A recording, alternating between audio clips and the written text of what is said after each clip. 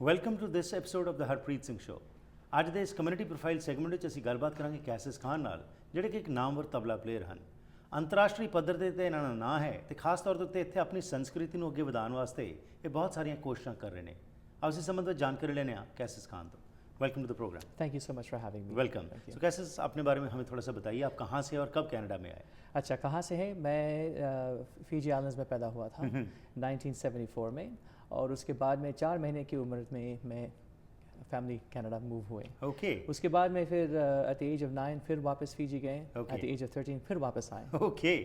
तबले की जब हम बात करते हैं, बहुत सारे और इंस्ट्रूमेंट्स हैं, तबले की तरफ आपका लगाव कैसे हुआ? एक्चुअली ये बात है, छोटी उम्र से तबला का मुझे बहुत शौक़ था, उसकी साउंड की बहुत शौक़ थी, और गज़ल गाने का भी। ओके। तो तबला का ये है कि पिताजी के घर में थे, हमारे माता पिता के घर में, तो हम जब छोटे थे तो ऐसे ही हाथ लगा लिया। लेकिन ये था कि बाकायदा जो फिंगरिंग टेक्निक वगैरह मुझे पता नहीं, शायद कोई लास्ट प्रीवियस लाइफ में मुझे शायद ये कला मिला था कि जी मैं बजा रहा था तो मुझे बोल भी सब याद था। ओके। तो वो थोड़ी हैरान हुए कि इसको बोल भी याद है, और मैं गाता भी था, काफ़ी रागों में मैं गाता भी था। तो इसी प्रकार से ये सब शुरू हुआ, इंटरेस्ट बढ़ता रहा। तो क्या पेरेंट्स का भी कोई झुकाव था इस तरफ? क्या घर, जैसे आपने कहा घर में कोई उनका भी, वो भी गाते थे या ये तबला बजाते? हाँ, मेरा पिताजी शौकिया गाते थे। वो ऐसे ही अपने, क्या कहते हैं, मंडली जिसे कहते हैं, बस अपने फ्रेंड्स के साथ वो लोग अपना तबला हारमोनियम वगैरह गाते थे, लेकिन बहुत बेसुरा। और मम्मी हमारी वो बहुत अच्छी गाती है। ठीक है। और हमारा नाना जी एक्चुअली वो म्यूजिशियन थे। Okay, so that is why it was a continuation of that. So आहिस्ता आहिस्ता आप इसमें यू नो और एक्सपर्ट होते रहे, तो आपने किस घराने से फिर जो है एक्सपर्टीज ली? तो इसके बाद में क्या हुआ कि जब पिताजी को पता चला कि चलो इसको आगे बढ़ाना है, तो उनके एक दोस्त उसके पास भेजें जी। उनका नाम है रुखसार अली। वो दिल्ली घराना के तबला उन्होंने सीखा था उस्ताद लतीफ़ अहमद खान साहब से। तो वहाँ मेरा तालीम शुरू हुआ, और क्योंकि मुझे गज़ल गायकी और ठुमरी गायकी की बहुत शौक़ थी, तो उसके बाद में रुखसार चाचा की जो बहन थी मुश्तरी बेगम, उनसे मेरे साहसवन घराना की बारीकियाँ वोकल में सीखना शुरू किया। ओके। तो मेरा ये है कि मैं तबला बजाकर मैं गज़ल गाता हूँ साथ में। ओके। और ये काम कोई और नहीं करता है। ठीक है, बहुत खूब। तो अब ये जो एक इसके अंदर एज अ प्रोफेशन आपने इसको चुना और इसको आपने आगे परस्यू किया, क्योंकि आमतौर के ऊपर हॉबी तक तो ये ठीक रहता है, लेकिन बहुत बार ये होता है कि in you know again with regards to everything, लेकिन कई बार ये होता है कि यार इसमें कहाँ से पैसा बनना, ये जो हमारे पेरेंट्स की आमतौर के ऊपर सोच होती है। तो आपको क्या आपके पेरेंट्स ने इंस्पायर किया कि आप करें? कैसे ये हुआ इसके बारे में? अच्छा, ये था कि पेरेंट्स जब हम बचपना में करते थे तो इट वाज क्यूट, लेकिन यूनिवर्सिटी गया मैं, फिर उसके बाद में पेरेंट्स चाहते थे कि लॉयर या साइकोलॉजिस्ट, मैं सोचा साइकोलॉजी में, लेकिन ये था कि संगीत जो है मुझे बहुत खींचता था अपनी तरफ। ठीक। तो उसमें बहुत प्रॉब्लम्स हुई हमारी फैमिली में एक्चुअली। तो पिताजी माताजी of course they feel, you know, उनको ये फील होता है कि बच्चों को कुछ एजुकेशन करना चाहिए। तो मैंने एक डिग्री तो कर लिया था। उसके बाद में मैंने सोचा कि संगीत ही करेंगे, वो थोड़ा सा प्रॉब्लम क्रिएट किया। लेकिन मुझे, हर इंसान जब दुनिया में आता है तो उनका एक काम होता है। तो मुझे ऐसा लगा कि मेरा काम ही संगीत बनने के लिए, संगीतकार बनने के लिए मैं पैदा हुआ था। तो मैं I went ahead with my life. तो रोज़ का बहुत रियाज़ करना पड़ता होगा जिस मुकाम तक आप पहुँचें। अब तक बहुत सारी उपलब्धियाँ हुई, आपको बहुत सारे ऑनर्स मिले। ब्रीफली थोड़ा सा उस सफ़र के बताइए कि क्या क्या अब तक आपको जो है आपकी एल्बम्स आई हैं और आपको जो रिकग्निशन मिली है। अच्छा, एल्बम्स की बात करें तो 30 एल्बम्स में मैंने काम किया है, बहुत अच्छे अच्छे म्यूजिशियंस के साथ जी। बचपना में ऑफ कोर्स ये क्लासिकल म्यूज़िक जो है बहुत लोगों को पसंद नहीं था जी। तो जो क्लासिकल सुनने वाले लोग, जो ऑडियंस थी वो कम थी, लेकिन मुझे अच्छी तरह जानते थे वो लोग।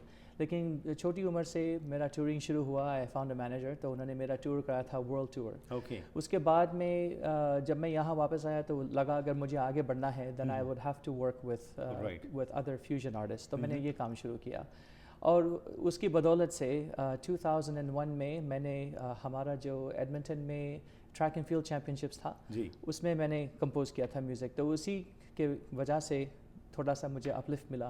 देन अदर कंपोजर्स वो मेरा काम देखना शुरू किया. उसके बाद में फिर सिटी ऑफ एडमिंटन जहाँ हम रहते थे वहाँ उन्होंने मुझे अवार्ड दिया. The government gave me an award called the salute to excellence award. तो सबसे बड़ी अवार्ड थी. मान लो कि सिटी के जो चाबी देते हैं तो मेरा नाम सिटी हॉल में गया, उससे और थोड़ा सा बढ़ा. फिर अपना एल्बम जब मैंने शुरू किया तो ये एल्बम मेरा जो आपके सामने रखा हुआ है, दिस एल्बम वाज नॉमिनेटेड मुश्तरी. जी, वो मेरी गुरु के नाम से. ओके जी. तो this album western Canadian music awards में नॉमिनेशन हुआ ताकि गज़ल और क्लासिकल के लिए बहुत बड़ी बात थी कि ये हुआ हमारे लिए. तो बस ऐसा बस मैं अपना काम करते रहता हूँ, रियाज़ करते रहता हूँ. रोज़ मैं तकरीबन 8-9 घंटे का रियाज़ मैं अपना करता हूँ. ऊपर से क्लासेस भी सिखाता हूँ ऊपर से. So my day is about 20 hours a day. Wonderful. और मैं 4 बजे सवेरे जग जाता हूँ अपने रियाज़ शुरू करने के लिए. अच्छा जी. और इसी संस्कृति को आगे चलाने के लिए जैसे आपने कहा कि आप बच्चों को भी तालीम दे रहे हैं, इसके बारे में बताइए. यहाँ पे कितना इंटरेस्ट है हमारी लोगों में जो चाहते हैं कि इस संस्कृति के साथ जुड़ सके? टू बी ऑनेस्ट, मेरे जो स्टूडेंट्स हैं ज़्यादा से ज़्यादा वो गोरे लोग आते हैं. क्योंकि हमारे जो ये एक डिज़ीज़ है, I am gonna call it a disease. हमारे जो अपने लोग हैं ये लोग समझते हैं कि पियानो, गिटार और ये ऐसा वायलिन इंस्ट्रूमेंट जो है इसमें बहुत इज्जत है. लेकिन हमारा तबला, हमारा हारमोनियम, सारंगी वगैरह गाना, उसको वो बहुत नीचा समझते हैं. Which is a British colonial attitude इनके जो अंदर आई है कि तो ये निकालना चाहिए. क्योंकि संगीत जो है इंडिया में, हमारा जो साउथ एशियन जो संगीतकार जो पहले होते थे, they used to perform in the courts. वो सबसे बड़े इनकी प्रोफेशन थी जो आर्ट्स में लोग थे. तो ये अब धीरे धीरे आई थिंक लोग थोड़ा समझने लगे हैं कि बच्चों को जो हमारे पास जो हमारे बच्चे जो आते हैं, अपने जो आते हैं, दे आर रियली एंजॉइंग. वो लोग देख रहे हैं कि इसमें जो बारीकियां हैं ये तो वेस्टर्न क्लासिकल म्यूजिक से बहुत बढ़कर है हमारी जो क्लासिकल संगीत है जी. तो धीरे धीरे वो ठीक हो रहा. ओके. और जैसे आपने कहा ज़्यादातर मेन स्ट्रीम से लोग जो आ रहे हैं और उनमें जो एक लालसा है, जैसे आपने कहा the grass is always greener on the other side वाली बात जो आपने की है कि हमारी अपनी संस्कृति को हम कई बार डमीन करके दूसरी तरफ ज़्यादा हम झुक जाते हैं. But what about the main stream जो आ रहे हैं आपके पास, और उनमें भी सिर्फ जो ये तबले की जो आप बात करते हैं उनका एप्टीट्यूड क्या है एज़ कम्पेयर टू हमारे लोगों के? वो लोग तो बहुत पसंद करते हैं क्योंकि उनको आई थिंक वो लोग काफ़ी सेंसिटिव है कि हमारा जो संगीत है, चाहे राग का देखो या ताल का देखो, वो ये देखते हैं कि उसमें बहुत हीलिंग प्रॉपर्टीज़ हैं. क्योंकि classical music is good for the mind, the body and the soul. Absolutely. तो जो इंसान इसमें लग जाता है, जिसकी वो हो जाती है, वो जो पसंद और लगन हो जाती है, they see the effects of that. लेकिन हमारे अपने लोगों को ना, I think because they are growing up with it, they don't appreciate. तो बस ये है कि जब एक बार वो देख लें कि इस क्लासिकल म्यूजिक में कितना हीलिंग प्रॉपर्टीज है तो शायद बदल जाएगा. बहुत खूब. वैसे हमारे भी बहुत सारे बच्चे जो हैं, हमारे पेरेंट्स जो खास तौर पर हमारे सरी में बहुत सारे इंस्टीट्यूट्स हैं जहाँ पे बच्चे इस तरफ लाए जा रहे हैं और बहुत सारे इंस्टीट्यूट्स खुल रहे हैं, जो कि एक अच्छा एक साइन है जिसके साथ हम अपनी संस्कृति के साथ जुड़ सकते हैं. लेते एक छोटी सी ब्रेक जी, वापस आएंगे और जानकारी लेते हैं आपसे. ਕੀ ਤੁਸੀਂ ਕਿਸੇ ਵੀ ਕਿਸਮ ਦੀ ਦਰਦ ਤੋਂ ਪਰੇਸ਼ਾਨ ਰਹਿੰਦੇ ਹੋ? ਹੁਣ ਫਿਕਰ ਦੀ ਲੋੜ ਨਹੀਂ, ਕਿਉਂਕਿ ਸਿਰਫ 90 ਸਕਿੰਟਾਂ ਵਿੱਚ ਤੁਸੀਂ ਦਰਦ ਤੋਂ ਰਾਹਤ ਪਾ ਸਕਦੇ ਹੋ. ਮਾਰਕਸ ਫਾਰਮੇਸੀ ਦੇ ਐਲਨ ਗਲਾਸਰ, ਜੋ CKNW ਤੇ ਸ਼ਨੀਵਾਰ 6 ਵਜੇ ਸਿਹਤ ਸੰਬੰਧੀ ਪ੍ਰੋਗਰਾਮ ਕਰਦੇ ਹਨ, ਨੂੰ ਆ ਕੇ ਮਿਲੋ ਤੇ ਆਪ ਪੁੱਛੋ ਕਿਵੇਂ ਦਰਦ ਖਤਮ ਹੋ ਸਕਦੀ ਹੈ. ਇਸ ਐਡ ਦਾ ਹਵਾਲਾ ਦਿਓ ਤੇ ਮੁਫਤ ਕੰਸਲਟੇਸ਼ਨ ਲਓ. Unit 101 8035 120 street delta.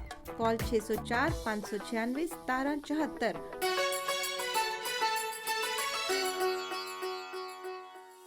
ਸੋ ਸਵਾਗਤ ਕਰਦੇ ਹਾਂ ਜੀ ਇੱਕ ਵਾਰ ਫਿਰ ਆਪ ਸਭ ਦਾ ਅੱਜ ਦੇ ਇਸ ਕਮਿਊਨਿਟੀ ਪ੍ਰੋਫਾਈਲ ਸੈਗਮੈਂਟ ਵਿੱਚ. ਮੇਰੇ ਨਾਲ ਨਾਮਵਰ ਤਬਲਾ ਪਲੇਅਰ ਅਤੇ ਗਜ਼ਲ ਸਿੰगर कैसिस खान साथ दे रहे हैं. आओ और जानकारी लेने. सो कैसे जैसे आप ब्रेक से पहले जो बात कर रहे थे, कोई ना चीज़ आपको इंस्पायर करती है ज़िंदगी में. आपने अपना मकसद ये समझा है कि मेरा जीवन का मकसद ये है कि संगीत के ज़रिए मैं अपनी कॉन्ट्रीब्यूशन इस दुनिया को दे सकूं. क्या चीज़ आपको इंस्पायर करती है करने के लिए? इंस्पिरेशन तो बहुत जगह से आती है. ये है कि हमारी जो गुरु थी उन्होंने मुझे बहुत बताया म्यूज़िक के बारे में. उसने मुझे एक बार पूछा कि संगीत ये आर्ट है कि क्या है? तो मैंने कहा कि संगीत इज़ म्यूज़िक इज़ आर्ट. मैंने कहा उनको. उन्होंने फिर मुझे कहा कि म्यूज़िक जो है वो आर्ट नहीं है. तो मुझे ऐसा वो फीलिंग आया कि क्यों. तो उसने कहा कि आर्ट जो चीज़ है वो इंसान समझ सकते हैं, चाहे स्कल्पचर हो, पेंटिंग हो, या तो कोई बिल्डिंग हो, या गाड़ी का डिज़ाइन हो, जो भी है दैट्स आर्ट.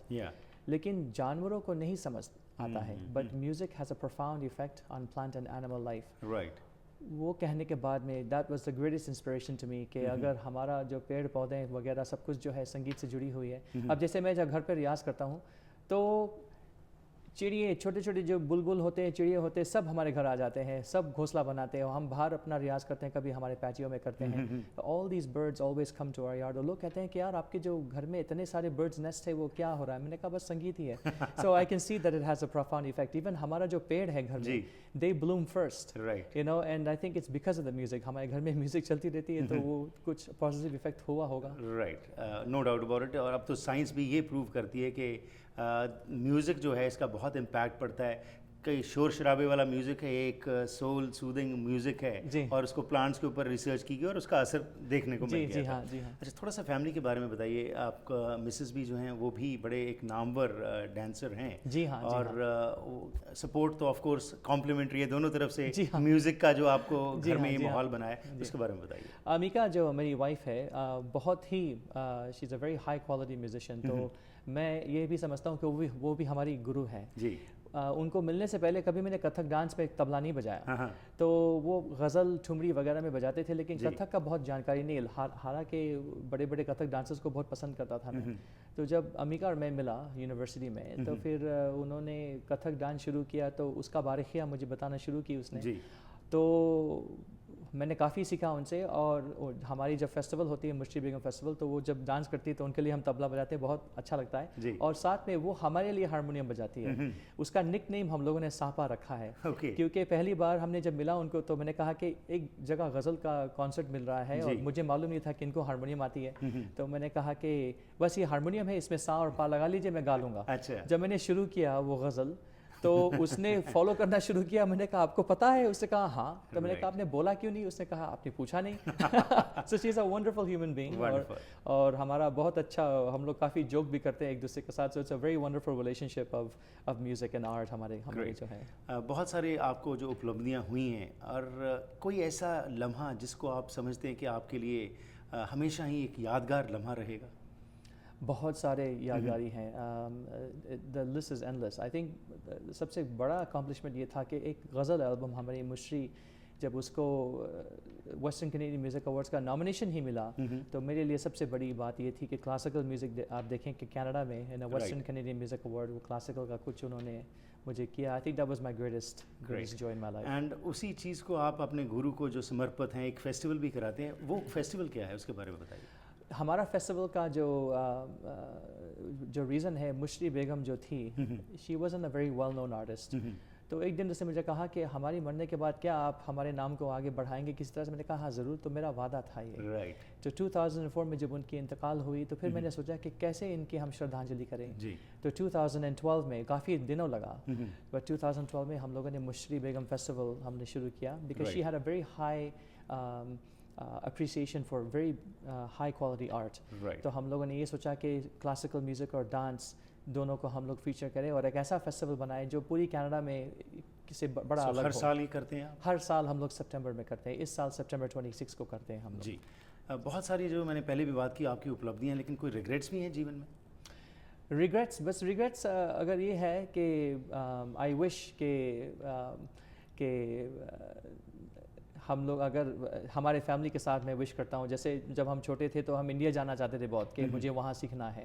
آج پتا جی بھی کہتے ہاں اگر آپ کی education rather than spending it in Canadian university, اگر ہم لوگ آپ کو انڈیا بھیجتے ہیں, آپ وہاں کلاسیکل سنگیت سیکھتے ہیں, تو پہلے سے اور آگے بڑھتے ہیں. Because I had to go through a lot of obstacles in my life to get to go through my art to where you are right to where I am right now. تو اگر میں India جاتا ہوں کسی جلدی کوئی مل جاتا تو اچھا رہتا وہاں پہ میرے لیے. تو that's my, but you know I main the past is the past. Absolutely. ابھی فیوچر میں کیا پلانس ہیں آپ کے؟ فیوچر میں بس اب تو کسی کو معلوم نہیں کہ کب جانا ہے کب آنا ہے, کسی کو معلوم نہیں. بس I just take every thing a day at a time and have fun, live life to the فلسٹ. تو جو کچھ ہوگا وہ ہوگا. تو ابھی اس پل کو سنبھال لو. بس اس پل کو سنبھال لو. رائٹ. اچھا, بہت سارے ہمارے ینگسٹر جو ہیں وہ بھی چاہتے ہیں کہ آج کا جو ایک فاسٹ پیس لائف جو ہم اڈاپٹ کر لیے ہیں, جس میں کھانا بھی فاسٹ, ہر چیز فاسٹ چاہتے ہیں. We want success also to be fast. Now what is success according to you, and what would be your message especially to our youngsters who want to come into this field? बस ये है कि रियाज करो और मेहनत करो, because everybody now days आजकल social media है तो बहुत कुछ हो सकता है। अगर हमारी एज में भी सोशल मीडिया होती तो हम भी कहाँ से कहाँ होते जी। बट ये है कि बच्चों को ये रियलाइज़ करना है कि if you want something, if you want quality in your life, not quantity but quality, then you have to take your time और उसको ठीक तरह से आप जैसे अगर खाना की स्वाद आपको लेना है, अगर जल्दी से खाएंगे तो फिर वो it can be harmful to you जी। लेकिन आप टाइम लेकर खाएंगे, you chew it properly, you enjoy the taste, you enjoy the flavour and at the same time is good for you. So it's the same music के साथ भी ये है कि हाँ आजकल लोग आगे दौड़ना चाहते हैं, it's a good thing, but अगर आपको क्लासिकल संगीत करना है तो उसमें आपको बहुत मेहनत करना पड़ेगा। राइट। और आज साथ जब हम मार्केट में देखते हैं फ्यूजन का बहुत कॉन्सेप्ट देखने को मिल रहा है, क्या आप भी आने वाले समय में इस चीज़ को आगे कुछ करना चाहेंगे, प्रमोट करेंगे? फ्यूजन मैंने बहुत किया, 13 years old की उम्र से मैंने फ्यूजन शुरू किया। I used to work with Ellen McIlwaine and वो जिमी हेंड्रिक्स के साथ गिटार बजाती थी और स्टू गोल्डबर्ग के साथ मैंने जैज़ का किया, बहुत किया। बट ये है कि आजकल मैं देख रहा हूँ कि फ्यूजन जो है आजकल लोग एक दूसरे के ऊपर बजा रहे हैं अपना कला दिखाने के लिए। बट फ्यूजन ये चीज़ होती है when both musicians meet half way. तो अगर फ्यूजन आप ठीक तरह से करें तो बहुत खूबसूरत चीज़ हो सकती है, because music is a universal language. Absolutely. और मुझे तो पूरा उम्मीद है कि फ्यूजन आगे बढ़ता रहेगा, अच्छा लगेगा, बट ये है कि do it tastefully. Cassius Khan, it was a pleasure talking to you. Thank you and best wishes. It's my pleasure to be here. Thank you so much. So जो ਅੱਜ ਅਸੀਂ ਗੱਲਬਾਤ ਕੀਤੀ ਕੈਸਿਸ ਖਾਨ ਜਿਹੜੇ ਕਿ ਇੱਕ ਨਾਮਵਰ ਗਜ਼ਲ ਸਿੰਗਰ ਤੇ ਨਾਲ ਤਬਲਾ ਪਲੇਅਰ ਹਨ। ਲੈਣੇ ਇੱਕ ਛੋਟੀ ਜਿਹੀ ਬ੍ਰੇਕ ਤੇ ਵਾਪਸ ਆ ਕੇ ਇਹਨਾਂ ਦੇ ਦੇਖਾਂਗੇ ਪਰਫਾਰਮੈਂਸ, ਜਿਸ ਤਰੀਕੇ ਨਾਲ ਮੈਸਮਰਾਈਜ਼ ਕਰਦੇ ਨੇ ਲੋਕਾਂ ਨੂੰ, ਇਹ ਦੇਖਦੇ ਹਾਂ ਇਸ ਛੋਟੀ ਜਿਹੀ ਬ੍ਰੇਕ ਤੋਂ ਬਾਅਦ।